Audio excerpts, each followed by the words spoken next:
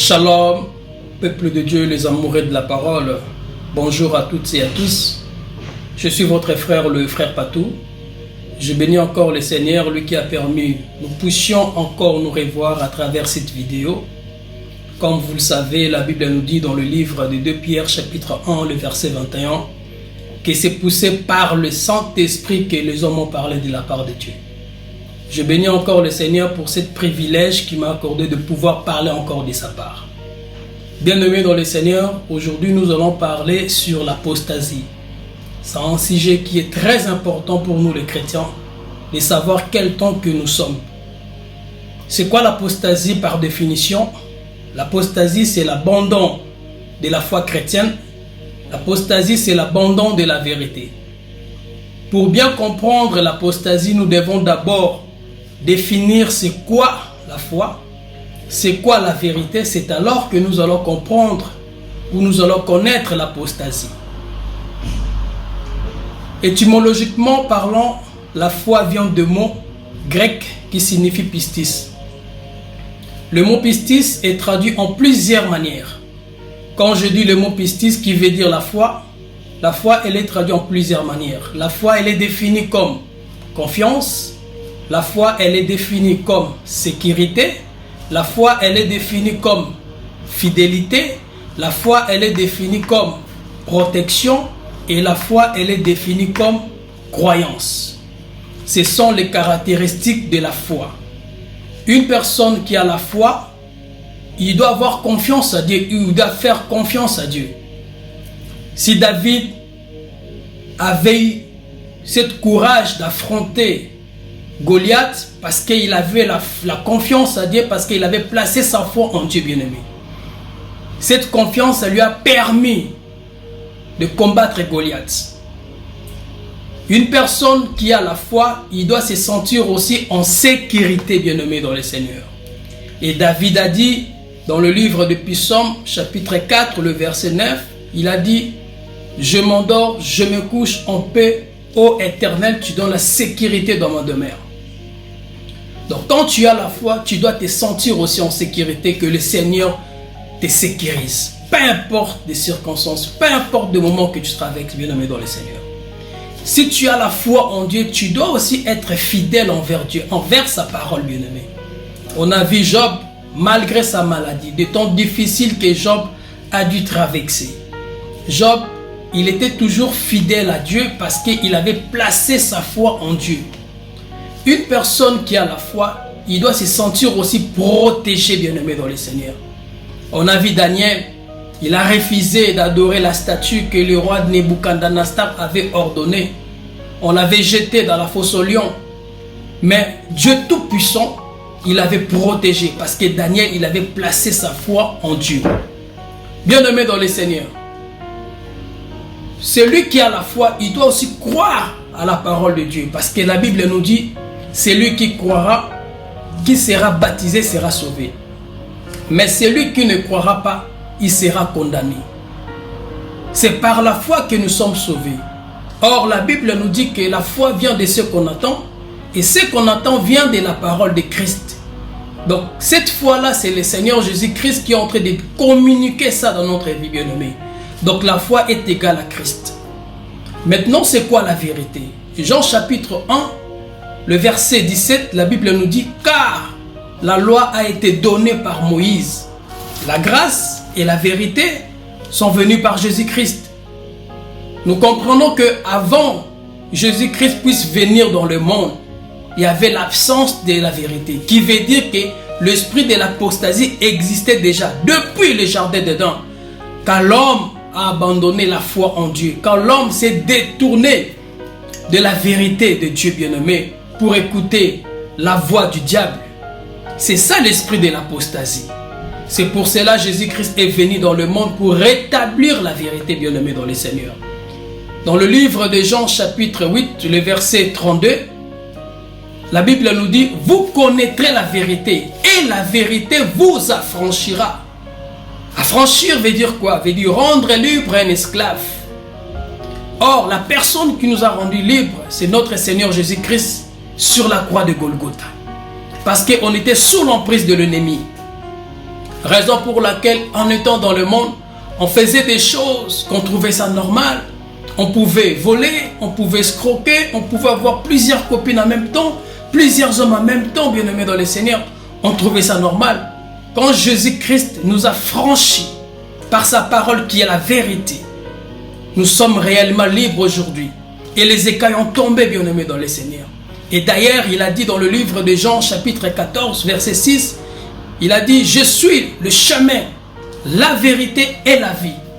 Par là, on comprend qu'il y a plusieurs chemins, mais tout chemin n'est pas la vérité, ou tout chemin ne mène pas à la vérité, bien-aimé. Il y a des chemins qui mènent à la mort, c'est le chemin de l'apostasie, qui est le chemin du mensonge, bien-aimé. Nous allons voir maintenant comment l'esprit de l'apostasie opère.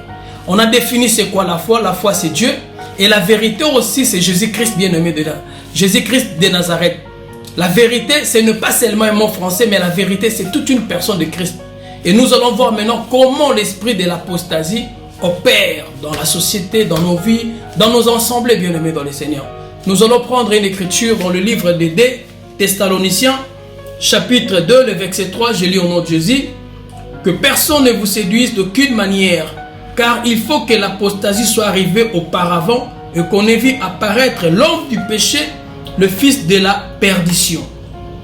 Bien-aimés dans le Seigneur, la Bible nous dit, avant que l'homme du péché puisse apparaître, il faut d'abord l'apostasie règne dans le monde entier. C'est ça que nous voyons aujourd'hui. L'apostasie, c'est un signe précurseur qui annonce l'arrivée de l'homme impie, bien-aimé. L'apostasie aujourd'hui a pris place dans notre société.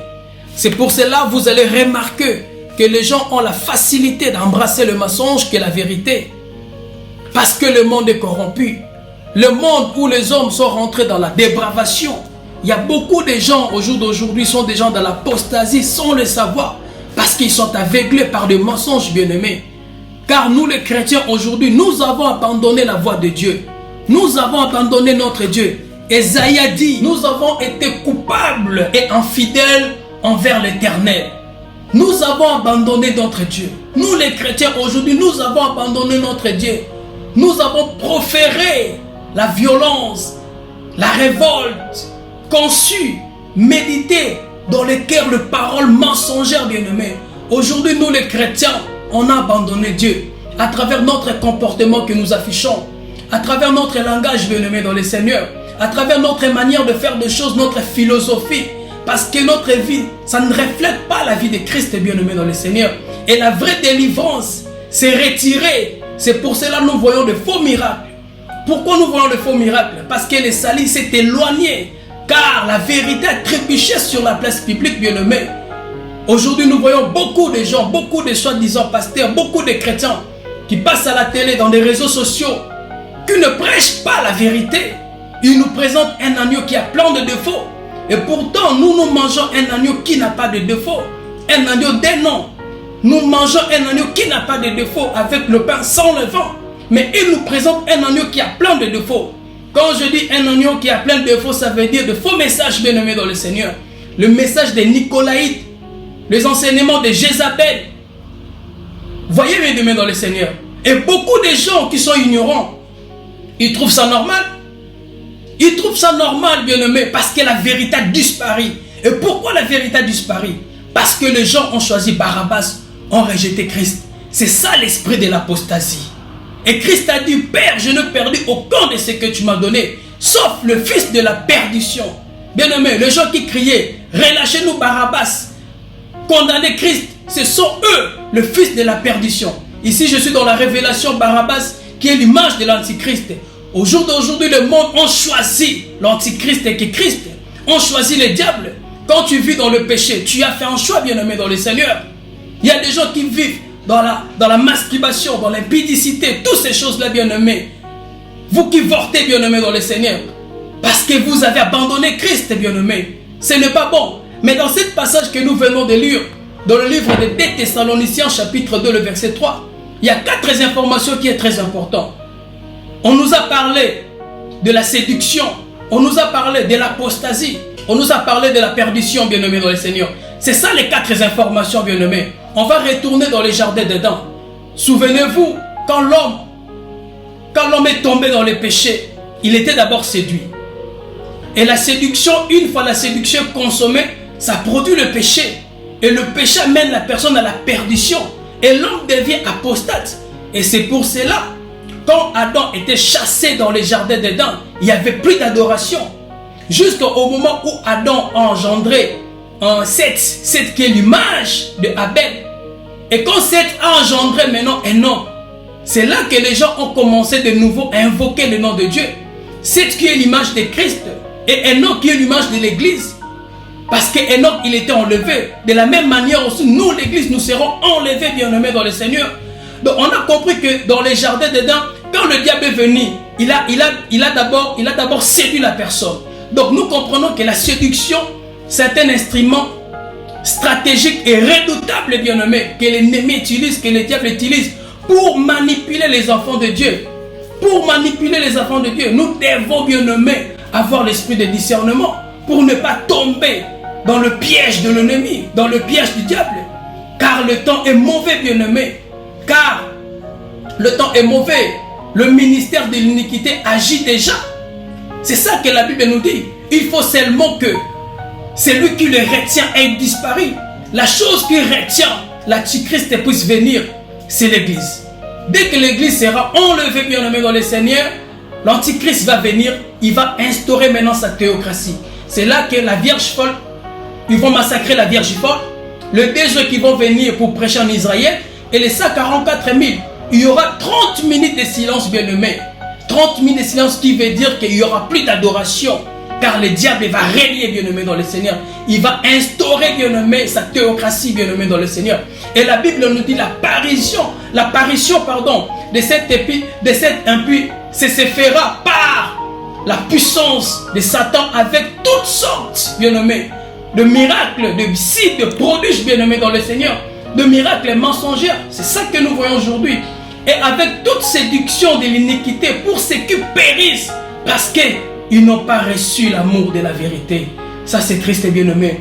Il y a des gens, bien-aimés, qui n'ont pas reçu l'amour de la vérité parce qu'ils sont ignorants. Ils vont périr, bien-aimés, dans le Seigneur. Osée a dit, Osée 4, 6, a dit, mon peuple périt parce qu'il lui manque la connaissance, bien-aimé. Or, que si nous respectons le prophétie dans le temps et dans l'espace, cette écriture, ça ne concerne pas l'Église, ça concerne Israël, parce qu'Israël ont rejeté Christ. Christ qui est la lumière, bien-aimé, dans le Seigneur, la lumière qui est la vérité. Raison pour laquelle que Israël aujourd'hui périsse, bien-aimé, dans le Seigneur. Mais pour l'Église, la connaissance doit augmenter, parce que le Seigneur, notre Seigneur, il renouvelle notre intelligence. Il a dit, je vous donnerai l'intelligence.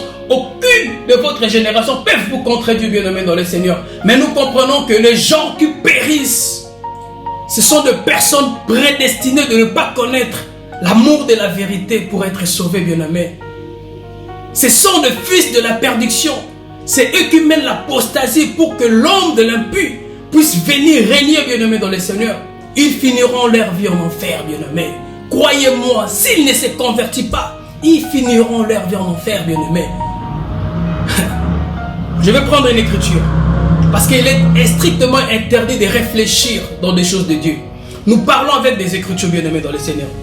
Je vais prendre une écriture dans le livre de 2 Timothée 4. 2 Timothée 4, le verset 3. Je lis au nom de Jésus. Car il viendra un temps où les hommes ne supporteront pas la sainte doctrine, mais ayant la démangeaison d'attendre des choses agréables. Ils se donneront une foule de docteurs selon leurs propres désirs, détourneront l'oreille de la vérité et se détourneront vers le fable. Mais toi, sois sobre en toutes choses, supporte les souffrances, fais l'œuvre d'évangéliste et remplis bien ton ministère. Bien-aimé, pourquoi les gens auront la démangeaison d'attendre des choses? Parce qu'ils ont détourné l'oreille de la vérité, bien-aimé, dans les Seigneurs. Ils ont détourné leurs oreilles à la vérité, bien-aimé, dans les Seigneurs. C'est triste et c'est malheureux, bien-aimé, dans les Seigneurs. Pourquoi? Parce que c'est ça qui fait plaisir dans leur confort. C'est ça qui fait plaisir dans leur ego. C'est ça qui fait plaisir dans leur cœur pour écouter les mensonges afin de satisfaire leurs désirs charnels. Et beaucoup de soi-disant hommes de Dieu, je viens préciser, beaucoup de soi-disant hommes de Dieu ont compris cela. Raison pour laquelle leur prédication est toujours basée sur le matériel, sur le mariage, sur la bénédiction, sur la prospérité, sur l'élévation, sur le miracle, bien-aimé. C'est une forme de séduction, bien-aimé, pour égarer les enfants de Dieu à la vraie parole, bien-aimé. Je ne suis pas contre le miracle, je ne suis pas contre la bénédiction, je ne suis pas contre le mariage, bien-aimé. Bien-aimé, Christ n'a jamais prêché sur le miracle. Quand Christ, il prêchait, le miracle se faisait automatiquement, bien-aimé, dans le Seigneur. Ce n'est pas le miracle ou la bénédiction qui va te faire rentrer dans le royaume des cieux. Non, bien-aimé, dans le Seigneur. Ce n'est pas ça, bien-aimé. David, Joseph, ils n'ont jamais prié pour être élevés. Mais à cause de leur fidélité, ils étaient élevés, bien-aimés, dans le Seigneur. Et d'ailleurs, Jésus-Christ a dit quoi? Si vous demeurez en moi et que mes paroles demeurent en vous, demandez tout ce que vous voudrez. Et cela sera vous accordé, bien-aimés, dans le Seigneur. C'est ça. Et de produire beaucoup de fruits, bien-aimés, dans le Seigneur. Quel fruit toi tu es en train de produire pour que le Seigneur te bénisse? Quel fruit tu es en train de produire, bien-aimé, dans le Seigneur, pour que tu puisses avoir le mariage, bien-aimé, dans le Seigneur? C'est par quel mécanisme, bien-aimé, dans le Seigneur, tu veux que le Seigneur te bénisse? Est-ce que tu es fidèle? Est-ce que tu demeures dans la parole de Dieu? Dans la vraie parole, bien-aimé, dans le Seigneur? Pose-toi des questions, bien-aimé. Et j'aime bien Apôtre Paul. Apôtre Paul a dit quelque chose de très important. Dans le livre des Galates, Galates 1, verset 6, il a dit que je m'étonne que vous vous détournez si promptement à celui qui vous a appelé. À celui qui vous a appelé par la grâce de Christ pour passer à notre évangile. Non pas qu'il y ait un autre évangile, mais il y a des gens qui vous troublent et qui veulent renverser l'évangile de Christ. Les gens qui troublent l'évangile de Christ, ce sont des personnes qui n'ont pas le vêtement du sacerdoce, qui n'ont pas le vêtement sacerdotal, parce qu'ils ne sont pas dans la lignée des fils d'Aaron. C'est des apostates, bien-aimés, dans le Seigneur, des infiltrés. Ils sont là pour s'aimer la désordre, bien-aimés. Et Christ nous a prophétisé déjà. Dans le livre de Matthieu 24, chapitre 4, il a dit, prenez garde que personne ne vous séduise, car plusieurs viendront sous mon nom, en disant que moi, je suis le Christ. Et ils séduiront beaucoup de gens. C'est ça que nous voyons. Il y a un homme au Cameroun, je ne sais pas, à Abidjan, je ne sais pas trop. Il prétend être le véritable prophète des temps de la fin, que nous devons l'écouter. Il y a encore un autre là qui est au Congo. Lui, il est le Saint-Esprit. Bien-aimé dans le Seigneur. Nous ne sommes pas étonnés de voir ce genre de choses. Parce qu'on a été prévenus. Christ a équipé son église. Christ a prévenu son église qu'il y aura des gens qui vont venir sous son nom en disant que c'est moi qui suis le Christ, bien-aimé. Bien-aimé dans le Seigneur. Nous devons savoir que le temps est mauvais. L'apostasie est là.